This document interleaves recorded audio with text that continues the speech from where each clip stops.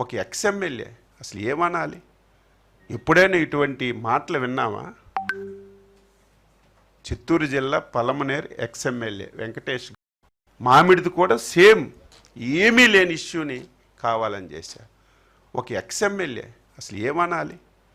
ఎప్పుడైనా ఇటువంటి మాటలు విన్నామా? చిత్తూరు జిల్లా పలమనేరు ఎక్స్ఎమ్మెల్యే వెంకటేష్ గౌడ్ మాకు కూడా ఎన్నోసార్లు పెర్మిషన్ లేకపోతే అడ్డు పెట్టారు.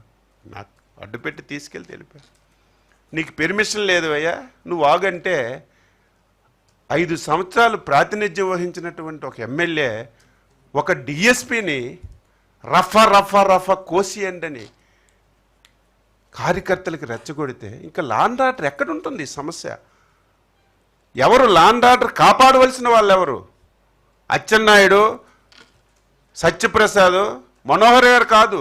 ఎవరు అధికారంలో ఉన్నా, ఎవరు రాష్ట్ర ప్రభుత్వాన్ని నడిపినా లా అండ్ ఆర్డర్ కంట్రోల్ చేయవలసింది, లా అండ్ ఆర్డర్ చూసుకోవాల్సింది పోలీస్ వ్యవస్థ. ఆ పోలీస్ వ్యవస్థ ఒక డిఎస్పిని ఒక 5 సంవత్సరాలు పరిపాలించినటువంటి ఎమ్మెల్యే నీకు పెర్మిషన్ లేదు ఆగంటే రఫ్ కోసేస్తానంటే ఎక్కడికి తీసుకెళ్తున్నారు ఈ రాష్ట్రాన్ని? ఏం చేయాలనుకుంటున్నారు ఈ రాష్ట్రాన్ని? ఇది వాస్తవాలు.